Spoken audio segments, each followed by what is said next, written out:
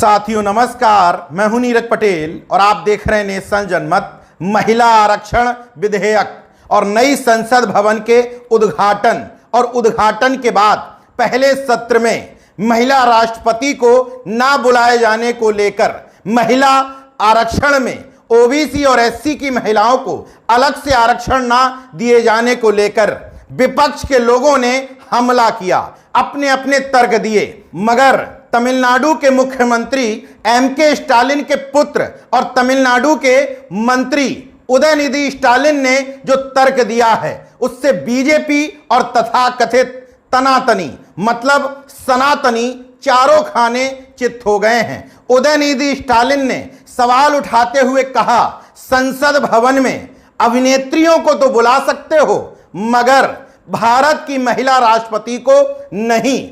उसके पीछे जो वजह बताई है उसने कट्टर हिंदुत्व पर करारी चोट कर दी है। उदयनिधि स्टालिन ने कहा कि आपने महिला राष्ट्रपति को इसलिए नहीं बुलाया, एक तो वो आदिवासी हैं, दूसरा महिला हैं और तीसरा सबसे बड़ा कारण कि वो विधवा हैं और इस तथाकथित सनातन धर्म में विधवा महिला को सम्मान देने की प्रथा कतई नहीं है। मीडिया रिपोर्ट्स बताती हैं कि उदयनिधि ने कहा उद्घाटन के लिए तमिलनाडु से अधिनमों को बुलाया लेकिन भारत की राष्ट्रपति को आमंत्रित नहीं किया गया क्योंकि वह एक विधवा हैं और आदिवासी समुदाय से हैं। क्या यही सनातन धर्म है? मुर्मू को ना तो पहले नए संसद भवन के उद्घाटन में आमंत्रित किया गया और ना वर्तमान में जब विशेष सत्र का आयोजन हो रहा था तब बुलाया गया। इतना ही नहीं, सनातन पर टिप्पणी करने के बाद बीजेपी आईटी सेल द्वारा ट्रोल किए जाने के बावजूद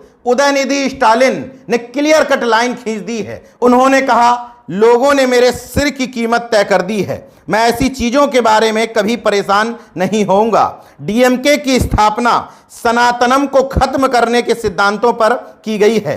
हम तब तक चैन से नहीं बैठेंगे जब तक अपना लक्ष्य पूरा नहीं कर लेते।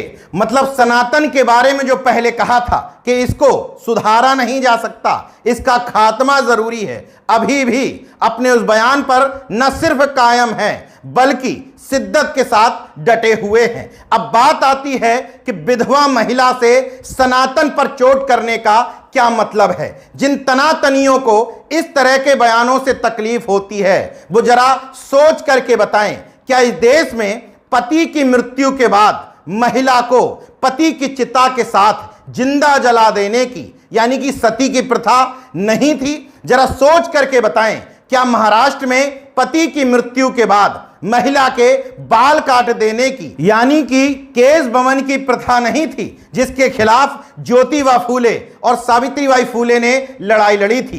क्या अभी भी आपके इस तथाकथित सनातन धर्म में कम उम्र की बालिकाओं को मंदिरों में देवदासी बना करके रखने की प्रथा नहीं थी या अभी भी कई जगह चालू नहीं है? चलिए छोड़ दीजिए, तनातनी कहेंगे कि गड़े मुर्दे मत उखाड़ो, मगर एक महीने पहले की खबर ले लीजिए। पन्ना राजघराने की महारानी एक मंदिर में पूजा करवाने पहुंच गई, लेकिन प्रथा यह नहीं थी कि विधवा महारानी आएगी, प्रथा यह थी कि महाराजा आ सकते हैं या महाराजा का बेटा आ सकता है, लेकिन पहुंच गई महारानी, वो भी विधवा। तो किस तरीके से दुत्कारते हुए घसीटते हुए मंदिर से बाहर उनको फेंकवा दिया गया था, सबने ये वीडियो देखा होगा।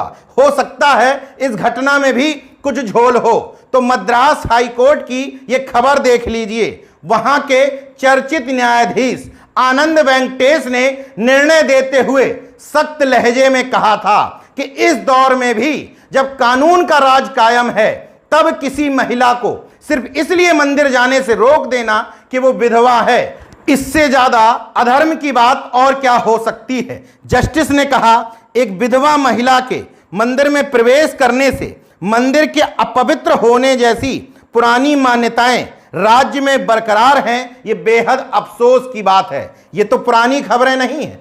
अगर स्टालिन ने इस मान्यता को सनातन से जोड़ते हुए और एक विधवा राष्ट्रपति को संसद भवन में ना बुलाने को लेकर के टिप्पणी की है तो इसमें तुम्हारी तथाकथित धार्मिक मान्यताओं का ही दोष है। ये कुछ एक घटनाएं हैं, गूगल पर जब खंगालेंगे तो इस तरह की तमाम घटनाएं आपको इर्द गिर्द भी नजर आ जाएगी, जहां किसी विधवा महिला को मंदिर से इसलिए निकाल दिया गया या धार्मिक कार्य करने से इसलिए रोक दिया गया क्योंकि अब उसका पति नहीं है। हाईकोर्ट के जस्टिस ने यह भी टिप्पणी की थी कि महिला की पहचान उसके पति से नहीं होती है। पति हो या ना हो, इसका मतलब यह नहीं कि किसी महिला की पहचान खत्म हो गई हो। यह है तुम्हारा तथाकथित सनातनी धर्म और उसकी मान्यताएं। स्टालिन ने एक महत्वपूर्ण बात पर चोट की कि एक राष्ट्रपति को महिला होते हुए महिला विधेयक पास करने वाले दिन सदन में नहीं बुला सकते हो,